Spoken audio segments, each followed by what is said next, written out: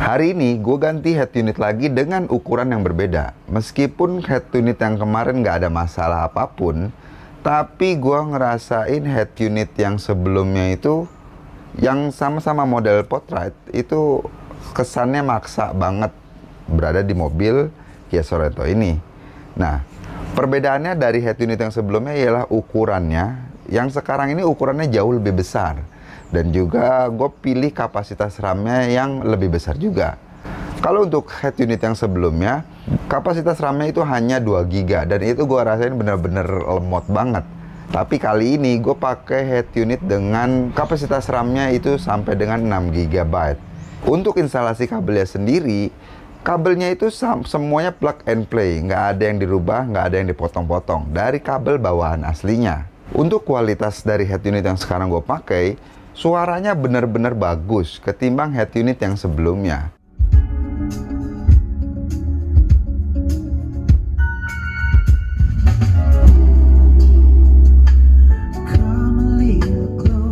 Untuk head unit yang sekarang sudah support dengan kamera 360, tapi gua nggak pasangin kamera 360 karena gua pikir-pikir terlalu banyak bagian-bagian yang harus gua modifikasi, termasuk penempatan-penempatan untuk si kamera 360-nya.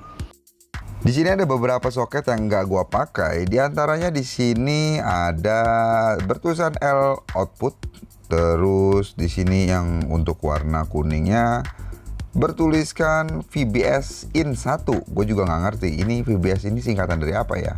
Terus untuk yang berwarna hijau ada line out untuk subwoofer, tapi untuk di mobil ini nggak pakai subwoofer. Terus di sini ada video out yang berwarna kuning. Terus yang berwarna merah ini untuk FR out. Terus ini ada aux R in. Kemudian untuk kabel yang warna biru di sini untuk ampli connect. Dan yang warna hitam ini untuk mic eksternal, tapi dalam pembeliannya nggak dapat mic eksternal. Terus juga di sini ada untuk aux L in. Kemudian soket-soket yang nggak kepakai ini gua rapikan, gua bungkus menjadi satu dengan menggunakan potongan busa kecil dan gua lilitin dengan solasi yang untuk kabel supaya dia tidak menimbulkan bunyi-bunyi aneh ketika mobil ini melaju di kecepatan khusus ataupun menginjak jalanan yang kurang rapi. Dan kita tinggal masukin aja lalu kita tutup. Inilah tampilan head unit barunya, benar-benar ngefit pada dashboard Kia Sorento. Kita bisa mengatur beberapa pengaturan yang ada di bagian atas sini. Di sini ada untuk WiFi, Bluetooth, terus juga ada untuk hotspot, screenshot, terus call amplifier, bisa untuk mematikan layar, dan beberapa pengaturan lainnya. Di sini kita bisa mematikan layar, tapi layar tetap berfungsi seperti ini. Ini berguna banget ketika melakukan perjalanan malam hari supaya tidak terlalu banyak cahaya yang ada di dalam kabin mobil. Terus kita juga di sini bisa ada settingan-settingan seperti Android setting. Di sini penyetingannya sama seperti handphone jika kalian menggunakan Android juga. Di sini juga ada volume setting, jadi kita bisa memisahkan antara suara panggilan dengan suara media ataupun musik yang kita putar melalui head unit mobil ini. Dan beberapa pengaturan suara lainnya. Untuk pengaturan kecerahannya, kita bisa mengatur sesuai selera dan juga kebutuhan kita.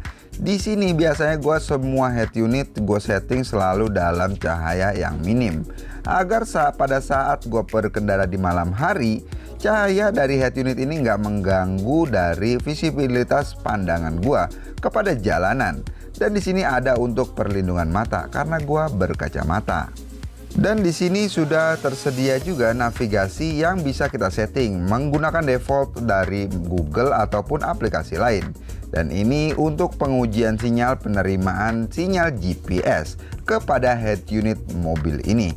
Terus kita juga bisa menyambungkan tombol-tombol setir kepada head unit ini tergantung yang tersedia pada mobil kalian atau mobil Kia Sorento. Di sini kita bisa custom logo dan juga beberapa pengaturan lainnya. Dan untuk melihat kapasitas dari prosesor yang digunakan, kita bisa klik yang ada di atas sini dan di sini terlihat semua informasi yang digunakan oleh head unit ini, termasuk RAM yang sudah 6 GB dan juga kapasitas memori penyimpanannya sampai dengan 128 GB. Untuk head unit yang gue pakai ini sudah support sinyal 4G, jadi bisa gue masukin kartu provider untuk sebagai akses internetnya.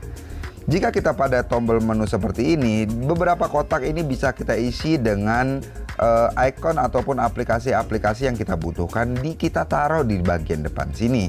Atau kalau nggak mau tertampil aplikasi, bisa kita untuk menampilkan Google Maps ataupun Maps yang kita gunakan. Di sini bisa menampilkan play musiknya, dan di sini bisa kita taruh juga pengaturan waktu jam analog. Tapi gue di sini lebih suka menampilkan Google Maps ataupun peta aplikasi. Untuk di bagian sebelah kirinya juga sama, ada slot-slot beberapa kotak bisa kita taruh icon ataupun aplikasi-aplikasi yang sering kita gunakan di mobil. Dan untuk RPM di bagian sini, pada bagian bawah ini kalau mobilnya jalan, ini ialah indikasi RPM.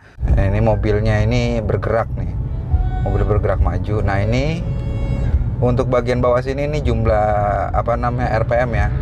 Jadi semakin kita gas, contohnya nih, nah dia akan barnya akan bertambah. Terus di sini catatan kecepatan, baik yang analog ataupun yang digital.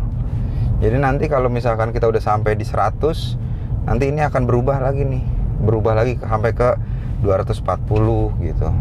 Di sini ini digitalnya, dan di yang lingkaran besar itu yang analognya. Terus buat di bagian sini, ini ialah Maps. Bisa kita tampilin di jalanan tengah sini atau di bar yang sebelah situ. Ini kan jam, tabel kosong. Nah ini Maps, mudah-mudahan kelihatan ya di kamera. Ini mau jalan arah pulang, Maps ya, sini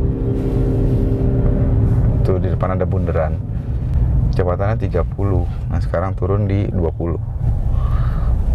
Karena gue udah pernah bongkar sebelumnya dan itu gue lakukan sendiri, gue nggak mendapatkan hal-hal yang menyulitkan gue untuk proses penggantian head unit mobil. Itu harganya sendiri, head unit yang sekarang gue pakai itu harga normalnya itu 4,6 jutaan. Belum biaya masuk dan juga belum biaya kirim. Karena gue belinya itu di marketplace luar negeri.